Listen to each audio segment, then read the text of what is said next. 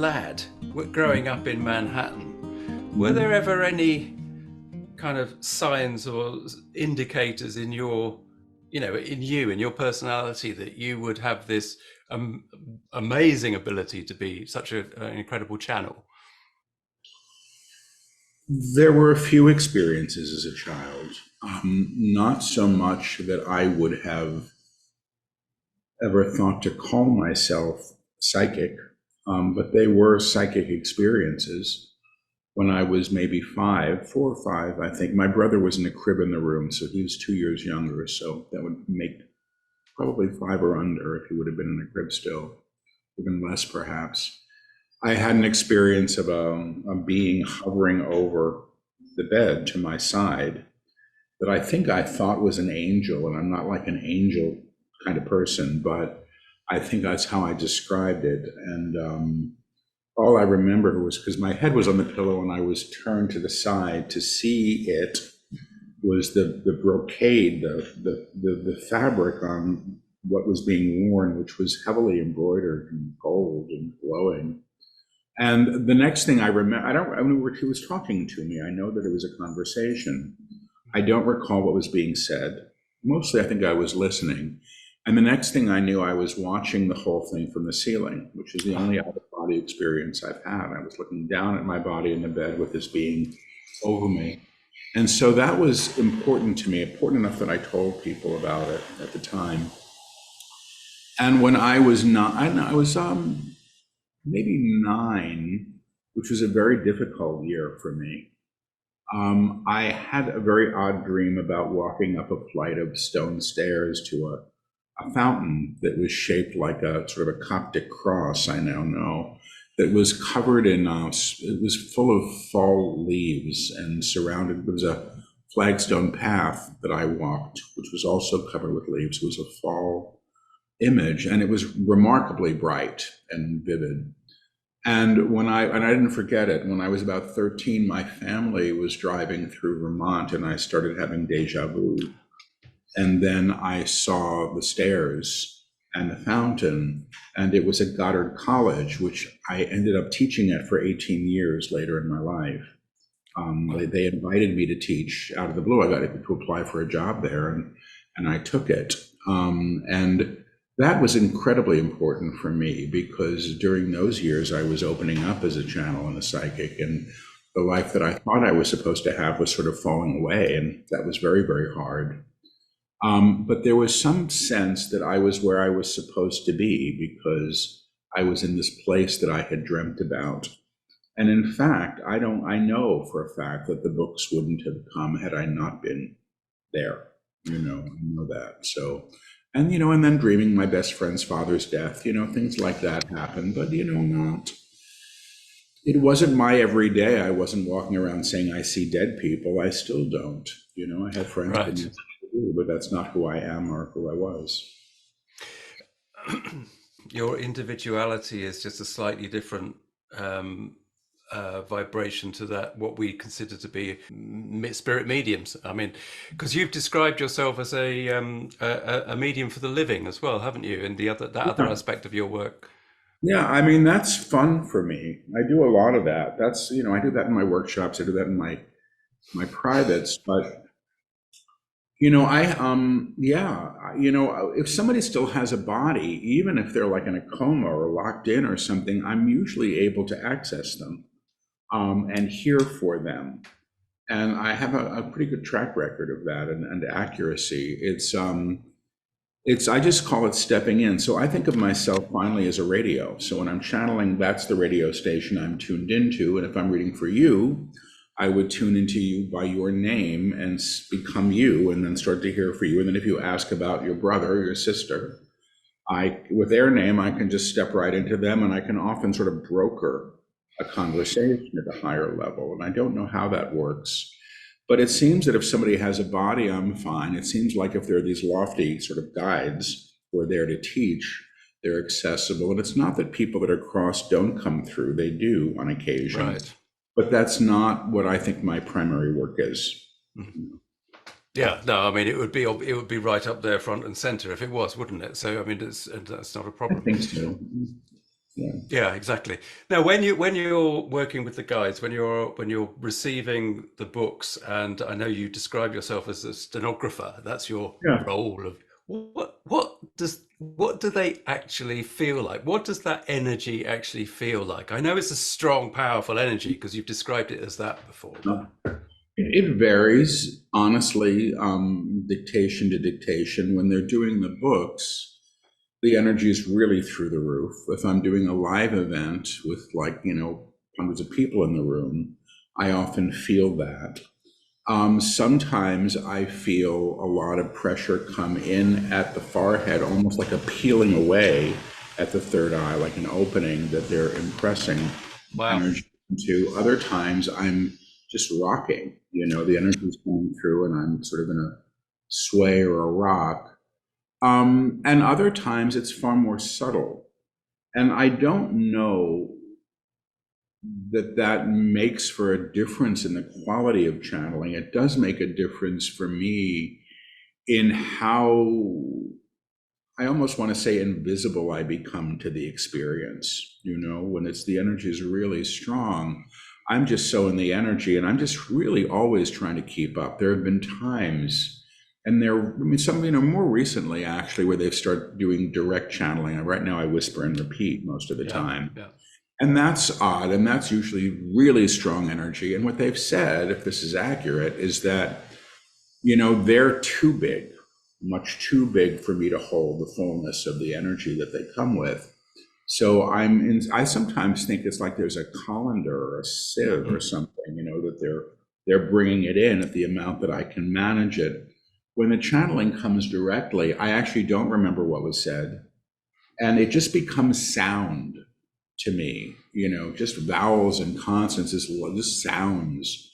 And all I know is that I'm speaking sound, but I'm not retaining content at all. And that's a little more frightening for me. Not that I think anything bad is happening, it just feels so tremendously out of control.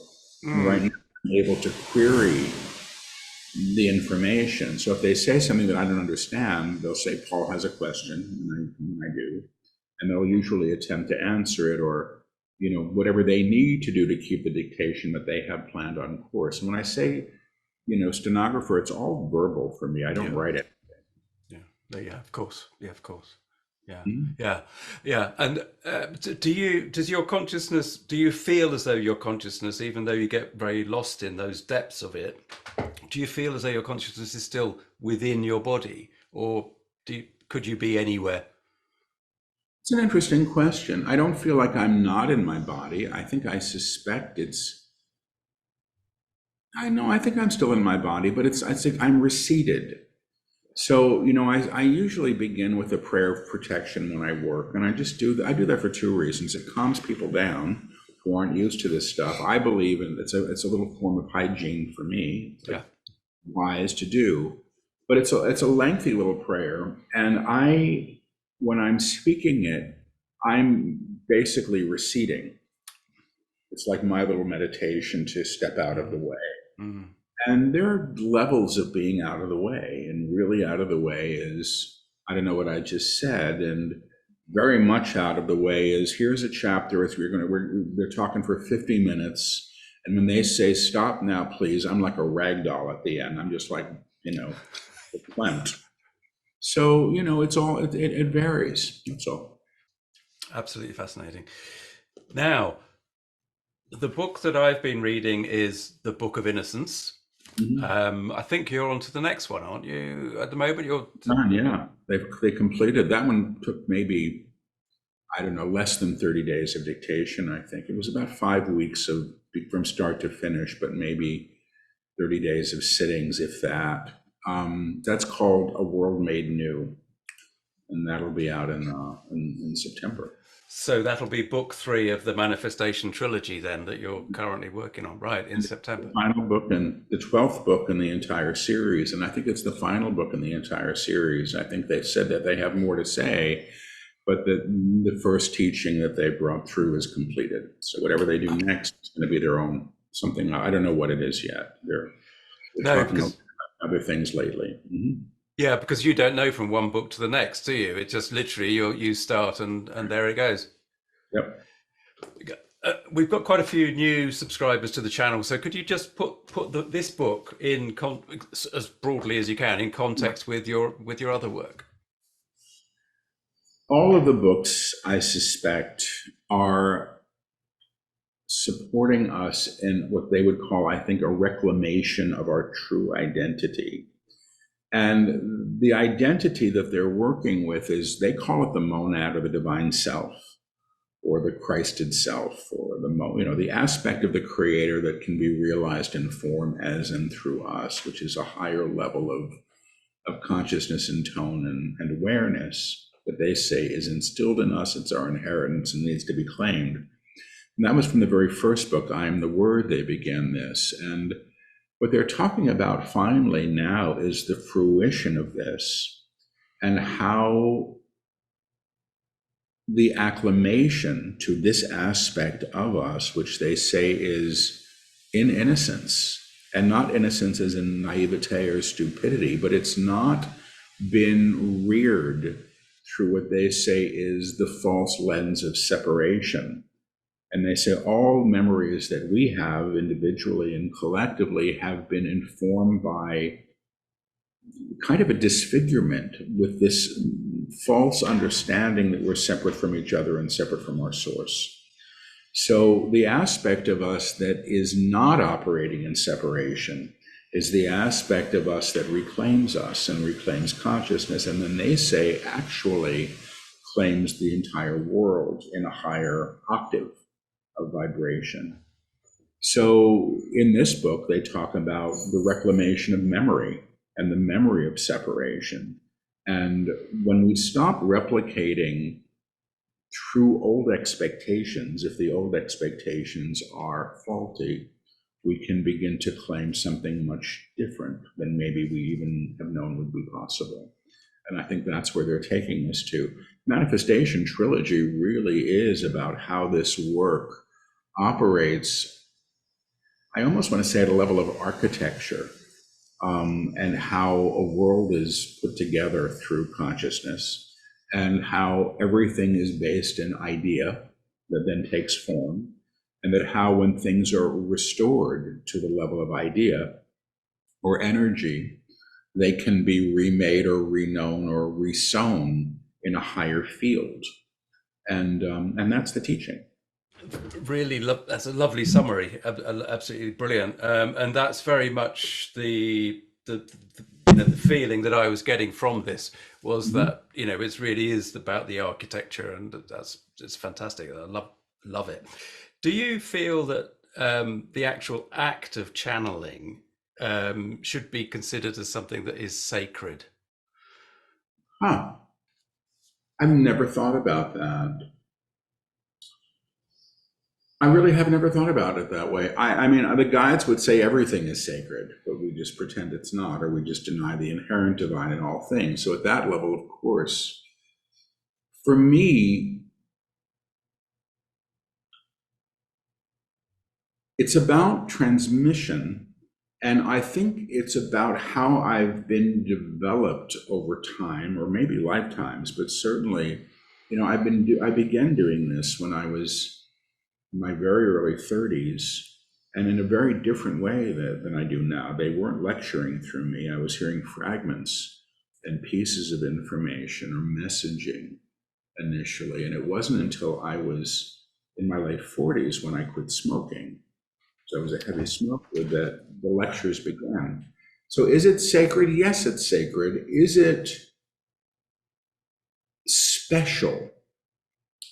You see, that's where I get a little stumped, because I don't like thinking of it as special. I mean, if somebody's able to, I don't know, run a mile in an amazingly short period of time, and they have trained for that, and they have the facility for that, and the athleticism for that, they're really just expressing themselves and maybe giving other people the understanding that it's possible. And I can see what I do it that way. So I stay away from the specialness because I find it a bit of a trap for the ego. But sacred, yeah, I do. I do think it's sacred. I don't think it's entertainment, I once did a book signing in North Carolina, a lovely bookstore, maybe after the first or second book. And I was just talking and reading a little from the book, and somebody raised their hand and said, "Might the guide say something for us?" And they came through and said, "Yes, we are not the entertainment." And that was it for the end of the day, so, Yeah. well, not the entertainment. Yeah, no, brilliant. I love it. Yeah, it's interesting though there that you were referring to that kind of sports analogy because at the moment with this enormous wave of change that is going through society globally, because it's undeniable that there is this wave, and your channelings are very much a part of that. Mhm. Um, there are therefore a lot of people that are kind of picking up on their own sensitivities and their own abilities to channel. Uh, but given that you are, as far as I'm concerned, you're the sort of the Olympic athlete at it. But if people want to really take it to a level where they can explore it and do the jogging around the park or whatever, what would you say to those people? What would you say to that kind of approach? Don't let it be about you. Be consistent and check your sources, really. I mean, I sometimes say, people say, "I want to be a channel." And I go, "Why would you want to do this?" Because truthfully, channeling itself isn't very glamorous. When Mm, I'm reading for people, that's a little more glamorous for me because I have to interpret. They're showing me a spoon and a noodle hanging out of the spoon. I don't know what that means. And the person says, "Well, my infant is sitting next to me trying to eat a noodle out of the spoon." I go, "Okay, that's what that is." Whatever, it doesn't really matter, but the interpretation is creative. My vocabulary is utilized and actually, I think, enriched through doing this because they're speaking as they want through me. But my real job is, and any channel's real job, I think, is to be passing through or along or reiterating, as I do, a teaching or the higher information. So it's not that sexy. I don't think it's ever really gotten me a date still, after all of this hoping and complaining about it, but what are you going to do? So I am a fan of claircognizance, true knowing, innate knowing, which is really what the guides teach. And, I have friends that are psychics that don't hear anything. They're fully clairvoyant and visual. And I have friends that wouldn't think of themselves as psychic at all, that are highly aware and truly claircognizant. They just know. mm, And I listen to them carefully because I do trust the truth when they're aligned to it. So I think if somebody wants to channel, that's fine. I just want to say, just because somebody doesn't have a body doesn't mean you should listen to what they say. And that's the trap people get into, And then there's low level. It's not that there's stuff to be scared of. It's just like, everybody's got opinions. You can tune into things. Whenever I hear of a channel saying, "These are the terrible people in the world doing the terrible things, and this is what they're doing," and it's low level stuff. There's very little about solution there. mm, There's mm, very little love there. mm, And I also feel this, and this is a personal thing, and maybe one of my, because I've had, mentors over the mm. years, but, I often say my guides don't tell me what to do, and they really don't tell other people what to do. And I think a high level guide is going to be respecting of free will. I've met people who said, "My guides told me to move across the country to be with my twin flame. And now I have a restraining order against me. What's going on?" I go, "Well, you were listening to something that wasn't very high, or it was wishful thinking, but stay away." You know what I mean? We're Mm, still responsible.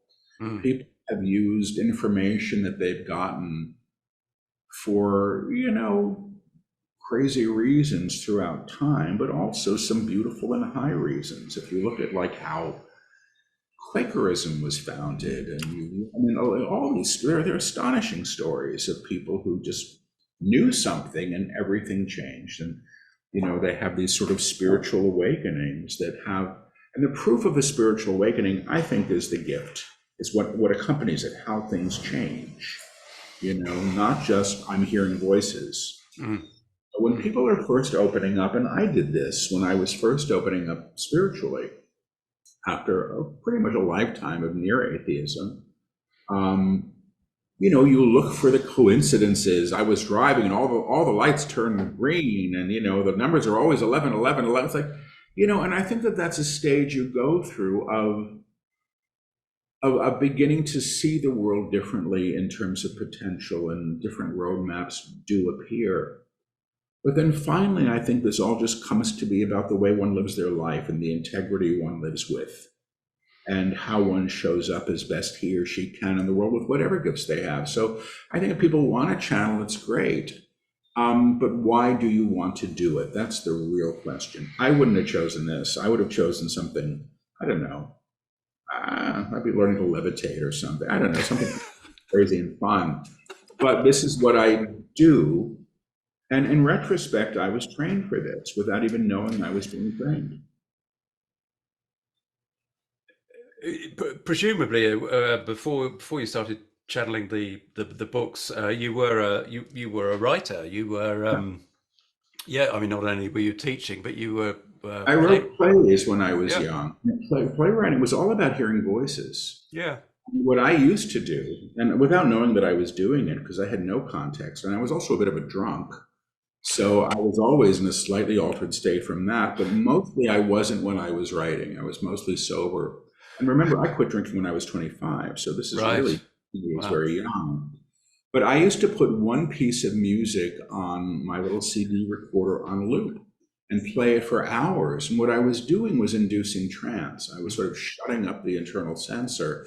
And I literally used to sit there and just write like that, let things just come and see what I had done and then form it. And in retrospect, I think I was working psychically in much of that way, but I didn't understand it. And I was tuned into different, I don't know what, but different kinds of energy that was creative, but I also probably think was connected to some other stuff.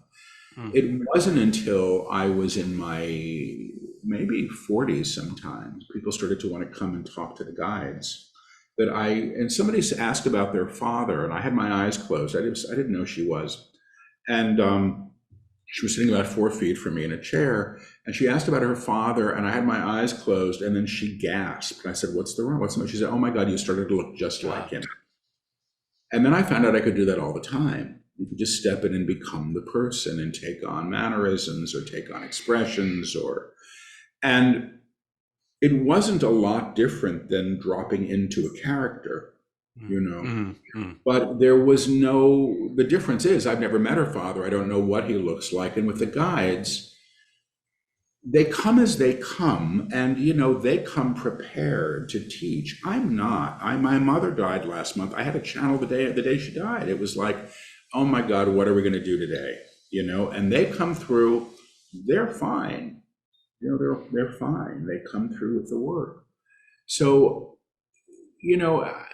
and when I taught college, which I did for 25 years, that was in some ways my laboratory for spiritual growth. I really did learn, I think, about love as a teacher. I don't think I knew much about that at all until then, but loving unconditionally, or seeing somebody, wishing somebody well and wanting to see them purposefully realized as what's best for them. I mean, those are the things that happen because any real teaching, good teaching, I think, is an act of love. And any really good teacher that anybody's ever had, I would suspect, was working with love, because that's how people grow and feel seen and nourished. But I found about maybe 7 years before I stopped teaching that I couldn't work with notes anymore when I lectured. I just I think they were like boring to me, and I would just stand there and boom. And then, and I just loved those lectures because I was like, wow, this is great. It's like surfing. And I think I was being prepared. That's all. Absolutely. Which really goes back to this point of how long your expertise has been in the process of being nurtured and being developed, and you know, it to be the athlete takes you have to do the prep, and I but just kept showing up. I just kept showing up. yeah, That's what I, and because for 18 years I had a group that met in my apartment, people put 10 or 20 bucks in the basket. That was it. I was ordering a pizza at the end of the night. Now it provides me a living. And I work a lot, but my work has gotten known because I've been consistent. I do understand that we live in an age now where people watch maybe 3 YouTubes on video and suddenly they can be an expert in something. And here I am, and here's my shingle, and come to me. But I think there probably are people that open up like that and have exquisite gifts that are just present. But the quality, I think the truth of a channeling has to really be in the quality of it and how it plays out. And I think people mistake inspiration for channeling, and I think that they're two different things. Yeah, but I think that you as a writer, you know the difference, and that's what you were describing earlier on. That was inspiration, but I think that process of inspiration, especially in the creative field, whether it be writing or a Yeah. piece of art, All the arts. it is that amazing Yeah, creative force of the universe. So, completely agree. All great art is inspired. The difference with channeling is, I think while craft can be developed by the channel or through the act of channeling, you don't get to go back and fix the channeling. Although if you paint the hand wrong in the painting, you go back and you fix the hand. yeah. You have the skill set to do that. So when I hear about people editing their channelings, to make them more user friendly or taking out the things that might, be offensive, I go, is it really yours to edit? Mm, mm, That makes you the author then. My name's on the cover of the books that I didn't write. And when people say, I love your books, I'm really happy they love the books, but I don't feel like I wrote them.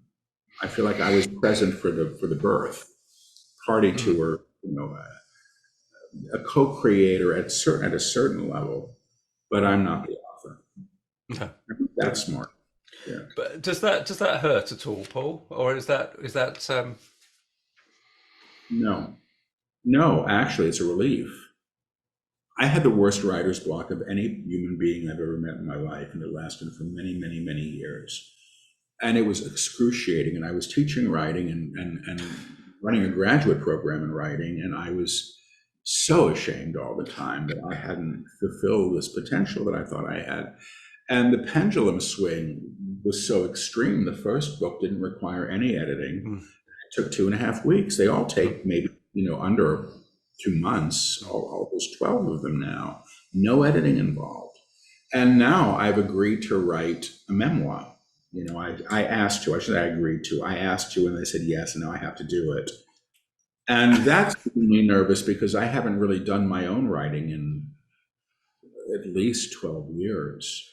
But what's funny is before I started channeling, I was getting hired to ghostwrite things, right?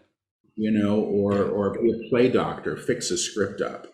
And I was good at that. But what it taught me was getting your ego out of the way. It's not about Paul getting attention. It's about Paul showing up and doing the work. And that was valuable. Mm, I'd do it mm, again, but it was valuable. mm. And you are definitely going to be writing your own memoir. You're not getting a ghostwriter in on that. No, I have to do it. I have to do it. And I don't know. I mean, I should have started already, but Uh, but, but that's okay. That's okay. You're just going back to your. yeah. I just So, finished a book. It's been a lot of travel. It's been a lot of yeah. life event stuff. I'm gearing up for what's next. It's no question. But it's interesting though, because I wrote a question here that I wanted to ask you, and I thought when I reread it this morning, I thought, well, that's a bit of a naff question. But the question is, have you ever asked your guides to help you in any other way? So would you even consider like, well, come on, guides, could you help me with my memoir? I will. Oh, I'm sure I will. The guy, I mean, the guides. I get slightly confused sometimes after all these years still, because these guys are teachers, and I think that they have bigger fish to fry than whether I get the relationship that I say I want or should have. I don't know that that's what's important. When people ask the guides, will your guides tell me, am I going to get the promotion as work? I don't think they care about whether I get a promotion. I think that they're here to teach us. And I do think we have personal guides. I do know, which I find funny, that years ago, somebody got me playing that little computer game, The Sims, Oh, yeah. and I used to build this house made up of French doors and windows with gray flooring. And it's the house I live in now, which is so fun. Right. On an island I said I would never live on. I'd never been here, but I had one trip to Hawaii. I said never again. This is years ago. And this is where I wound up. And it was the best thing that ever could have happened to me at the time. And I have no doubt about that. But I had been saying for a while, I think because I was traveling so often, I wanted to live someplace retreat-like and beautiful. Because when I was home, I wanted to be able to relax. And, that's what I have now. So I do think that they're aware. And I do think that they help. The one thing I have to say about the guides, though, everything around the work that comes through me has been provided. There's been no struggle in this. Right. From day one. If I show up, everything else has been provided. I mean, really, the guide said at the end of the dictation for the very first book, and there were no plans, they said, this is going to be published. It's the first publisher who reads it. Do not haggle. Do not haggle. Small press. It was the first publisher who read the book. He picked up the copy at a conference we were both at. First time I channeled publicly in front of scholars and scientists. He took the manuscript with all the typos, read it on the plane, and texted me from the plane saying, this is very interesting. When he landed, basically said, when can you come into my office? And it was in print within months. It was never submitted. And I made $5,000. That was the pay for the first book, and I didn't haggle. And it was a small press, which was Tarcher, was the first publisher I worked with, but it was under the umbrella of Penguin at the time. So it was a nice position to be in. And I'm very, very, very grateful for that. It's been like that for the most part. If I just show up and try to do my work, I think things are supported. That doesn't mean that I don't have to tell people that I'm doing an event if I want people to come. Sure. Yeah. But I've never had to fight for this, and I don't. It's not about that. The classic event in let's just see where we relate to this in Campbell's hero's journey. So right, You, as a writer, you're familiar with this. Yeah, not as well as I should be, but go ahead. Oh no, it's all right. So I'm not gonna tax you on this at all. Don't worry. It's just that near the beginning of the hero's journey, you have the refusal. And that's absolutely classic in a lot of this work. And I just wondered whether you've allowed your connection to upstairs, to the management, to your guides to flow without a refusal. No, I had a refusal. Oh, you did you? Oh, yeah, I did. I stopped for 2 years. And I had broken with a mentor. I left a teacher.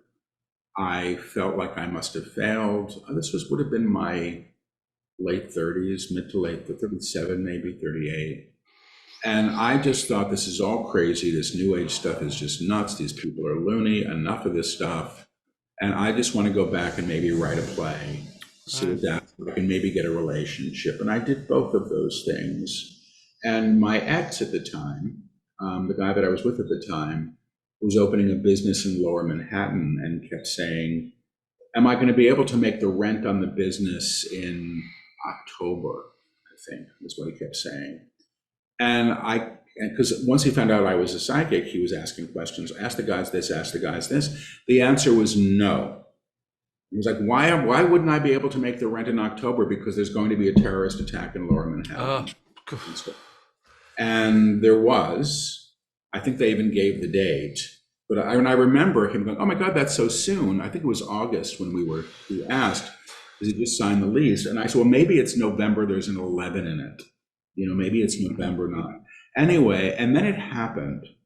And I don't do world predictions. I don't do that kind. I got that through the back door about the rent, not because I was looking for it.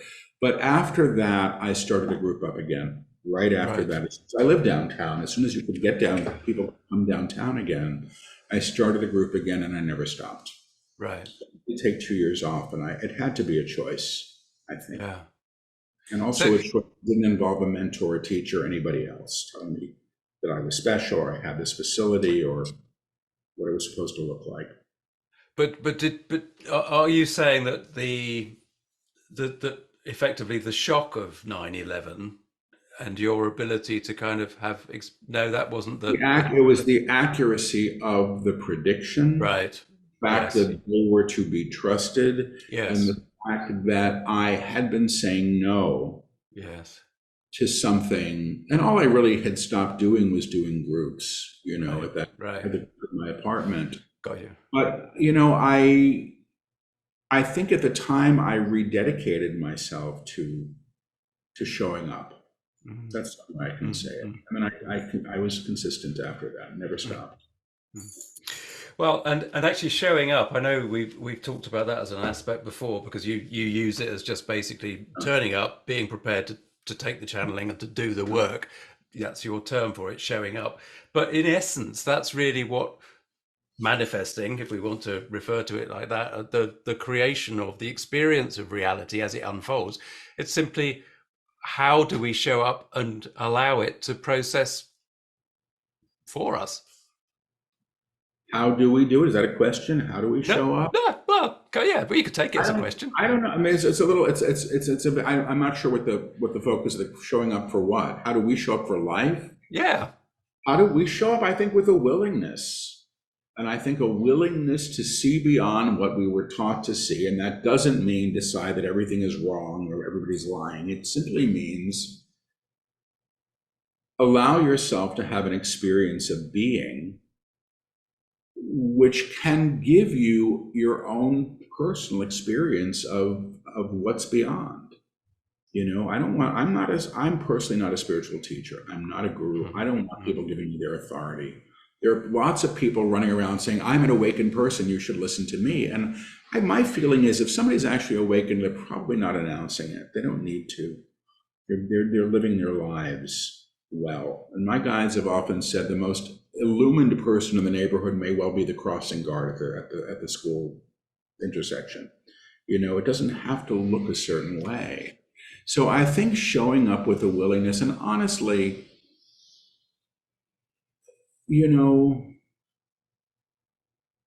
a lot of this finally, I think, boils down to how we treat each other and how we care. The guides say, who you put in darkness calls you to the darkness. What you damn damns you back. There are people that I don't want in my life, but I've forgiven them.